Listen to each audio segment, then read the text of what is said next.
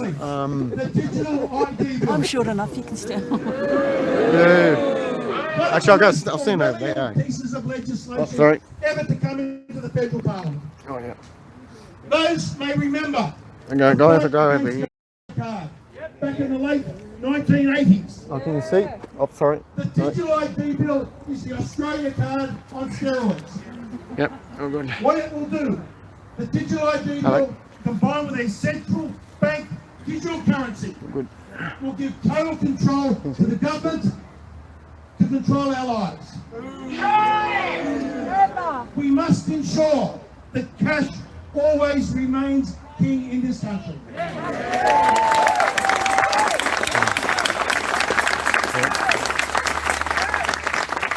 And any bank, such as Macquarie Bank, over the last couple of days, have announced they no longer want to handle cash. Well, I say the answer is simple. They should lose their banking license. I agree. If these large corporations want to have a banking license in Australia, a fundamental rule must be they must deal and always handle and accept cash. Otherwise, hand that banking license in and give it to somebody else.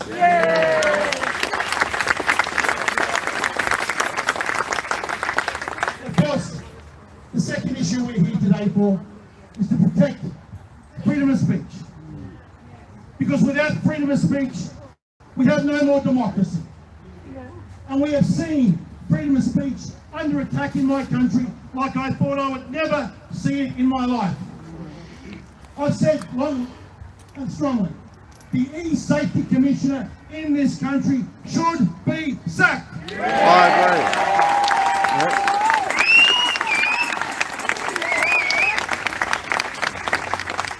agree. Here we have someone completely and utterly out of control.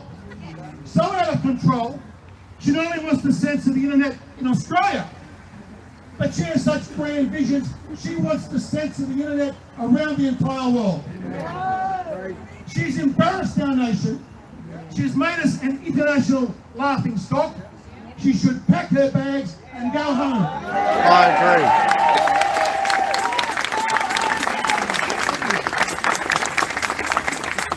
Now also, last week, we had a shocking abuse of freedom of speech in this country, with Senator Pauline Hanson being dragged before the courts. Simply an abuse of our courts under that draconian 18C legislation, which the Liberal government under Tony Abbott promised that they would repeal. But like a lot of things that the Liberal Party do, when push comes to shove, they go to war. Now what Senator Hanson was in court for was that on the morning that the Queen died, that the Queen passed away, when many Australians were in great mourning, many Australians had grown up and went to school singing God Save Our Gracious Queen every morning.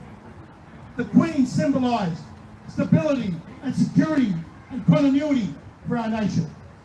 So when the Queen passed away, millions of Australians were in deep mourning. And what did the Greens Senator Maureen Bakuri tweet out? And I'll read it word for word so there's no mistake. She said, "I cannot mourn the leader of a racist empire built on stolen lives, land and wealth of colonised people. We are reminded of the urgency of the treaty with the First Nations, justice and reparations for British colonies and becoming a republic." Now firstly, that comments are distressing, that cause great distress and upset around Australia. So I'll tell you what, I say she should have that free speech.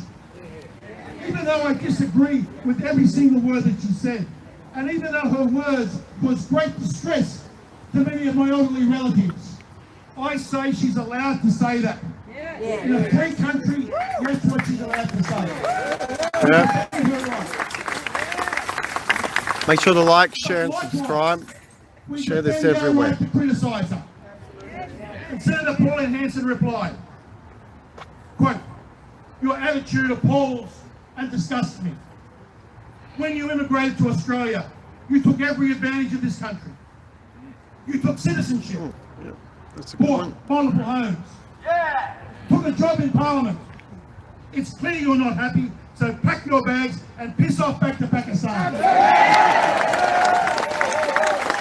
Tell her to piss off to China. Not Pakistan, China. If she doesn't like free speech, China. Debate? Absolutely. Yeah. But between two federal senators, that's what we want. We want free speech for the contest of ideas. We can't be putting the brakes on free speech in this country, otherwise we go backwards. Because we know that we cannot trust government with free speech.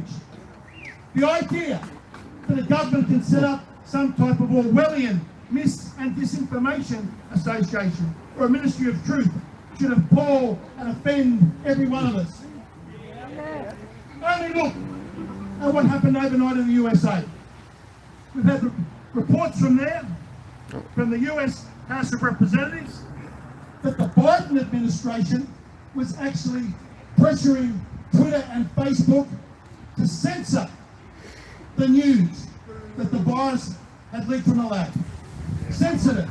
A government conspiring with the tech giants to censor the truth to the world. And these are the people that want to control the Ministry of Truth.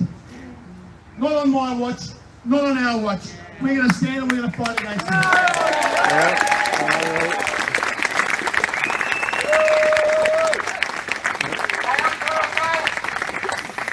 I've got some great speakers today. The first speaker I'd like to call up is a good friend of mine from the Libertarian Party here in New South Wales. Successfully elected to the upper house, doing great work in that upper house. John Ruddick. John, please. Yeah, give a round of applause. One of the great tragedies of things that's going wrong in this country is that as an Australian citizen, I am being prohibited and denied the right to explore some of our national parks and our beaches because of my race. That is an apartheid regime. There is a beautiful part of this world called Mount Warning, up in the northern New South Wales, just south of the Queensland border. It is a magnificent piece of national park that belongs to us all. But because of my race, the New South Wales Liberal government, and remember this happened under a Liberal government, has denied me and every other Australian, because of our race, access to that summit trail. I congratulate John Ruddick on his work on that in getting a debate up before the state parliament to try and protest against that and voice our opinions.